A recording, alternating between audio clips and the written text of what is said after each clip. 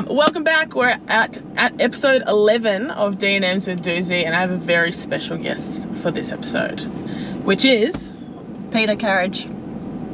Boom. Oh, and then you clap when I clap. Oh. Ready? And we're on. Boom. Oh, that was a good one. That was very good. Some of them have been atrocious. I passed the clap test. Before we get into it, I just do want to do a little intro on you, which I'm just going to hit you with on the side. Okay. Because you aren't a player, so I want people to know who you are. Definitely clarify. So, Peta is our team dietitian, and she has worked with many successful teams and organisations. To name a few, I'm not going to name them all because I'll be here all day. Yeah, I sound. The men's in the NRL space, Broncos, Panthers, Manly, Knights. And then obviously us in the NRLW. She's worked with the Queensland Maroons women's team. I'm not going to mention the other side of that. The Gillaroos as well. You have worked with the Australian Sevens programs, including the 2016 gold medal winning women's team, which is a bit of a flex. And then a lot of other Olympic sports, Paddle Australia, athletics. Yeah. Does that about sum it up? Yeah, there's probably much. A lot that I'm missing. No, it's fine. I feel like I sound like a dietitian slut when you list names off. But I mean, it's a pretty good flex. And there's a lot of like name drops that you could put in there, but I felt like it was like unprofessional to name all your gold medalist winning athletes. So anyway, so we'll rip into the quick fire now that everyone knows who you are. Okay, I'm ready. Did that help with the nerves or make it worse? No. Okay.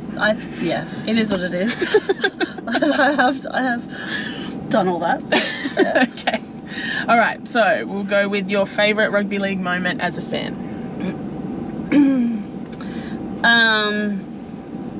As a fan in the women's game, I think the 3-game series this year was right up there.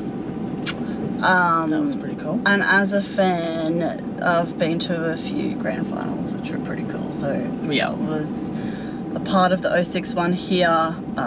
But then just as like actually attending and not working with the team, the Broncos Cowboys grand final I went to, and that was pretty epic. That actually has come up a lot as people's favourite it was just, moment. Yeah. I think just because everyone has a soft spot for JT, right? Yes. And then sitting at home, last year's grand final was pretty bloody amazing as well. I don't know. It's up there. Controversial. Sauce. No, that's all right.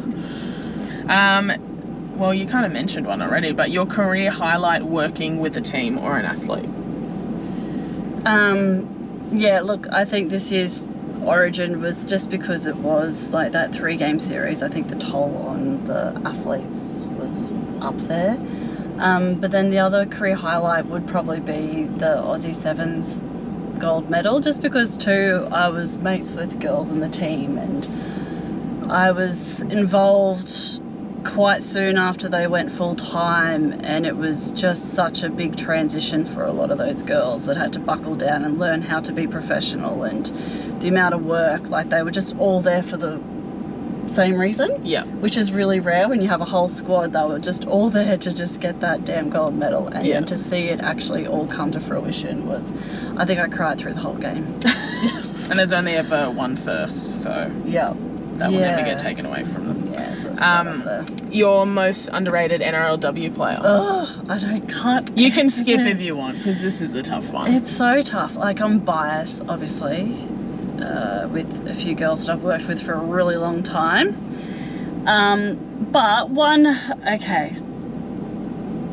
if I don't put my biases in there, I think, I don't know if this is a player, because she's obviously not underrated, because everyone knows how good she is, but I feel like it's an underrated position in men's and women's. And I'm going to say Julia Robinson, because I just don't think people realise how much a good winger can positively impact a game. 100%. Like in Origin and for Broncos, like those initial, like she always finds a front, like she's pretty much a front rower, like on the edge, but then has the speed. To make okay, relax. Score the intercepts that she makes. Yeah, she's Yeah, that is definitely an underrated position. A Yeah. winger. Yeah. Lots of, like, I feel like an old school thing, it's like, just chuck them on the wing. Yeah. No, No, it's not the thing. case. And in Origin, and if you're going to win in comp, and in the men's as well, like, you need Yes. gun wingers. And I just feel like Penrith that as well. Yep. Yeah. Good one. Your childhood hero?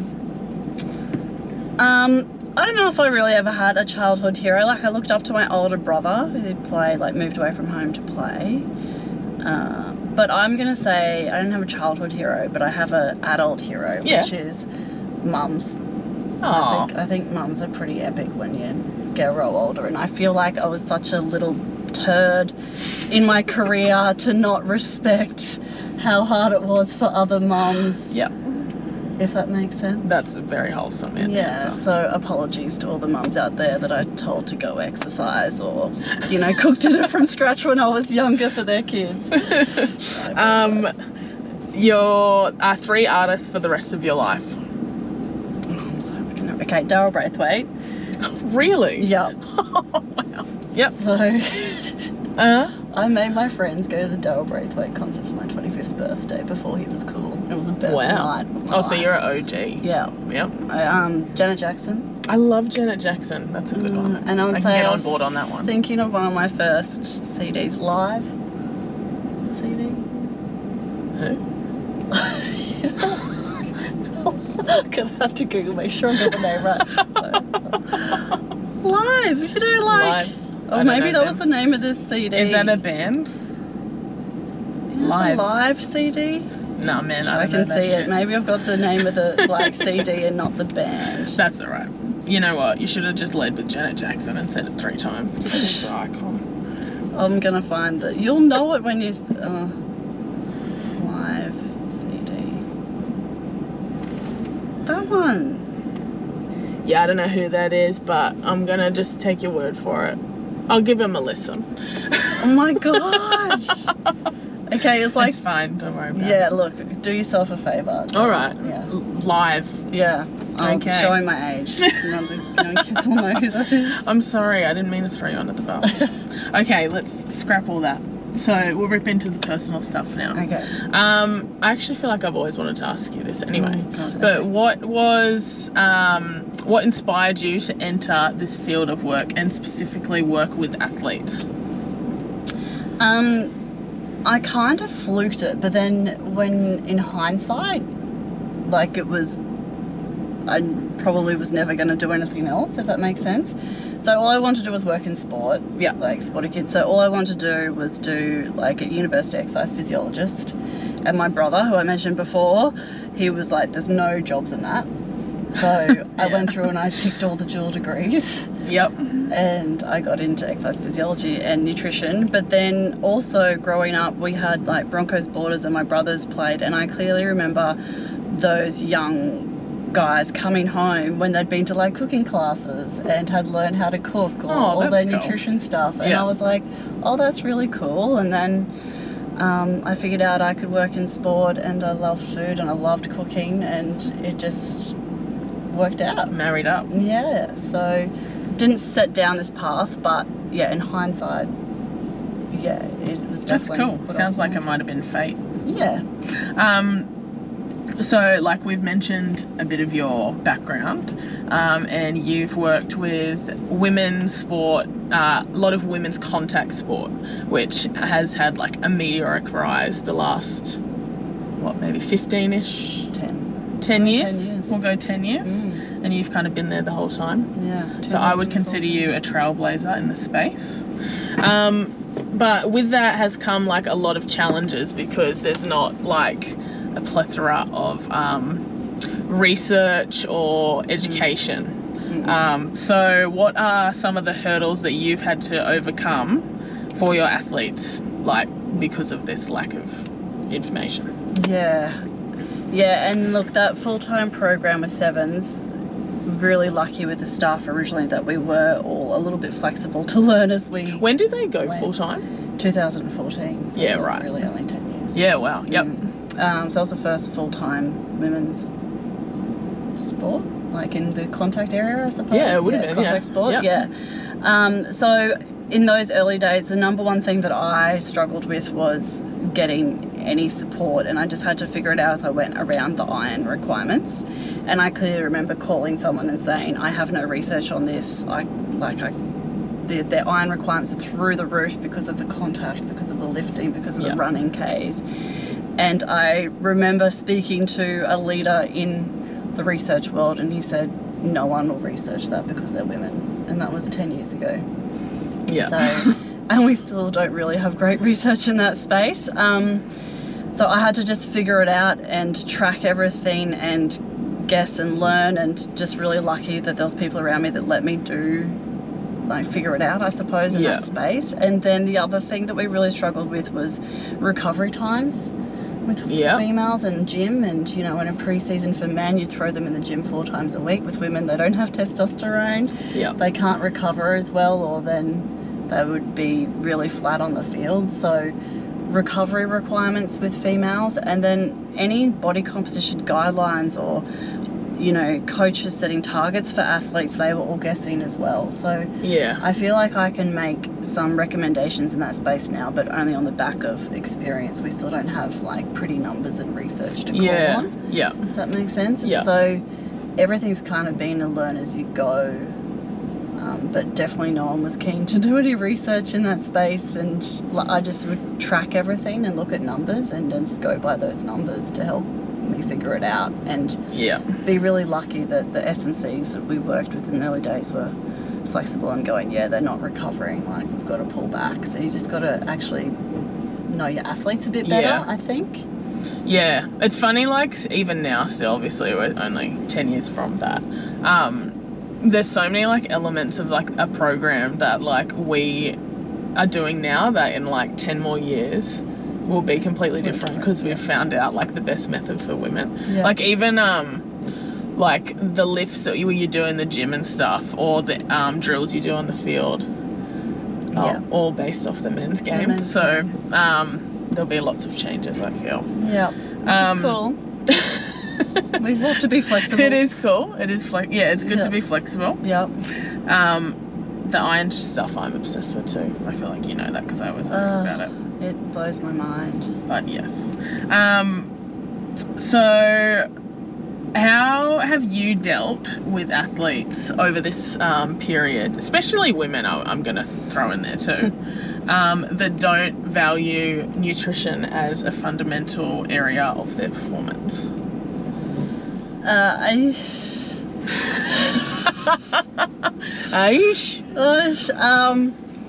I think it's really challenging in this space at the moment, because I think we're still getting through on talent a little bit at the stage where the NRLW is. So there's people that are still going to be able to take the field that don't basically commit to all aspects of performance. And nutrition is one where you know, people often go, oh, it's too hard basket, or I can still train on KFC, or, you know, something not so great. We're not all that lucky. No, we're not all that lucky. But I'm also excited, but I feel like we're in that real transition phase of where they actually, to be able to train at the quality and play at a high quality, which is definitely Origin, they have to be fit, and to be fit and fast and strong, they actually need to look at their nutrition. So, but with athletes that aren't interested, I just always think that they eventually get found out as well. I would agree with that. And their career, they might be making it now, but their career's not going to last a long time. Totally. So, do you want to pull your hair out though? Like, does it make you angry, or does it just make you like annoyed? I'm just more disappointed. But then too, because I have been around, like, it's just really hard with the younger generation, and in the men's space as well. Like, if I had $1 for every time an older athlete had said to me, I wish I got on top of my nutrition earlier, I'd be wealthy and not doing this anymore. Does that make sense? But how do you like teach the young kids that still feel good even though they're not feeling great? And then I suppose what keeps you going with the ones that, like, for everyone you want to pull your hair out, there's, especially in the women's space, a lot of girls that are just craving education and want to learn more and want to know more. That just haven't had the education. Does that make sense? That's actually sort of my next question, because the next question was how satisfying is it when athletes actually take on board your advice and like guidance and see really big results. So that's what gets you through the ones that you want to rip out your hair, because it's hugely rewarding, and like that's how people sometimes get frustrated about the staff around you. But I always say, we're here to make you a better athlete, and then you go on and make the big bucks, or you get the success and have the grand final. But when people actually apply what you learn or what you teach them, it's the best. And in the Olympic space or in the sporting team space, and you know, I remember one male athlete, it's always stuck in my head. I won't drop names, but he was written off by a coach. And then he was like, no, I want to do this. Peter, tell me whatever you tell me to do, I'll do it. And he did, and he had a stellar year, and he got contracted elsewhere, and I was the first person he told, you know, and things like that. Oh, that's so good, You just remember. Or you see females like improve exponentially. I've got female athletes that I don't look after that will text me updates on things that they've achieved. And that does make me feel warm and fuzzy, and that's why you do it. Yeah. I definitely feel that I've seen, like, even working with you over the last however many years for Queensland and Bronx, like, people that really invest time into seeing you and stuff have huge results. Yeah. And, like you said, in the women's game, like, these, like, 1% things are going to make people have longer careers. I feel like it's starting to happen. Like you said, people will get found out. Yeah. And people do get found out. Like, I just... what's that saying? If you don't do the work knows. Or something. I don't know. I was going to say you can't outrun your fork, but that's like... That's good too. So if you could give one piece of advice to female rugby league players specifically, and it was the one thing that they actually retained, what would it be? One is hard. Probably the one, just because it just annoys me the most, besides iron, is just it is so hard for females to put on muscle mass. So, like, once again, we don't have the numbers, but going by my numbers, the maximum I've seen a female put on muscle mass in 1 year, and she was a mesomorph, so genetically blessed, was just over 3 kilos of muscle mass. Oh, wow. Tested by a DEXA. Yeah. So it is so hard for us to gain muscle mass, but we can get stronger. But I hate the whole, I don't want to lift weights because I don't want to get big. And then or it's going to slow me down. I'm like, but I work with Olympic sprinters and they lift a shitload. You know what I mean? Yeah. So I think that, like, you have to get through your head that as females, you don't have testosterone. Yes. It's really hard for you to build muscle mass. So those sessions, you actually need to make sure you're doing absolutely everything right, nutrition-wise, to get stronger and to build that little bit of 1 kilo of muscle mass. Yes. Does that make sense? Yeah. Do you have to deal with a lot of athletes who struggle with, like, old school body expectations and battling that versus performance? Yeah. I think that's still there, but that's come from, like, those I don't want to get bigger because I'll be slower. Like, there's still those, like, they're myths that have been around for forever. Like, there's still a few of those things floating around. And, I think sometimes, women, I don't know, they're just scared that especially young girls, that they start doing weights and they just, I don't know, explode. But it just doesn't happen. Like, no, I wish it happened. I want to be bigger, and I know. the biggest. But it just doesn't, and it's so many. It takes years of weights training to even look muscular or toned. Does that make sense? Yeah, especially because we're not full time in NRLW right now. It's so, like, half of our year is reliant on, like, individual training. Yes. So it's probably even more so. In our sport. So that's probably it. Like, you've got to actually rip in to get stronger in the gym. So don't be scared. You gotta eat. And you gotta eat. Your which I feel like is going to be a very valuable resource, which I will be sharing on all my socials a lot. You're launching an ebook and providing, like, an opportunity for players or people that want to get signed or want to improve as a rugby league player. You're launching a resource where they can get a lot of diet info, nutrition info. Do you want to give us a bit of a background on that? And why did you do it? Why I did it was because I kept on having athletes from other clubs or development athletes that don't have a lot of money, or, you know, I know we're women's sport, we don't get paid a lot, reaching out and asking for help. Yeah. And pretty busy, and I couldn't keep doing, I couldn't be helping everyone, and I couldn't do it, all these individual consultations either. So Ali's just ruined our podcast. Ali! So yeah, I thought, okay, what could I do to like help this? And there's obviously a bit of a gap, so I've put together some, you know, meal plans and free resources and free links to education modules and free iron resources and everything just all in one spot. So, and it's like for all hopefully female footy codes if they want it. Yeah. It's there so I can help that group of next gen, because also too that new cohort we get at like the clubs or at QRL squads, they're just so far behind in this space. Yeah. So that make like it, and it does make such a big difference to the girls training. Yes. So I was just like, and then every time we got a new cohort, I'd just feel overwhelmed. You have to do it all again. Yeah. Especially because there's also now more footy. Yes. So like they're playing school, club, rep, blah, blah, blah, but then probably still not getting any... No, the nutrition's always shunned. Education. Yeah, so then they're like even more worn down, maybe? Yep. And then the boys are getting education from like 14 years of age in development squads, and the girls aren't getting that yet. So I was like, how can I help these girls to bridge that gap, so to speak? Well, I think it's really cool. And where is it going to be? Just on my website, which is petacarige.com, and then there'll be a link to like footy meal plans, I think it'll be called.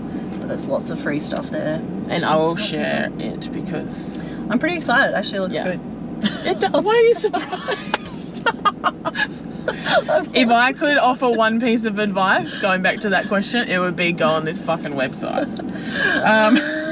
That's all the deep questions. So now we go to the fun ones. Ooh. So you get 2 as well. Oh. I actually have, like, I'm excited to do the second one. But, so you have to still do a rugby league ick.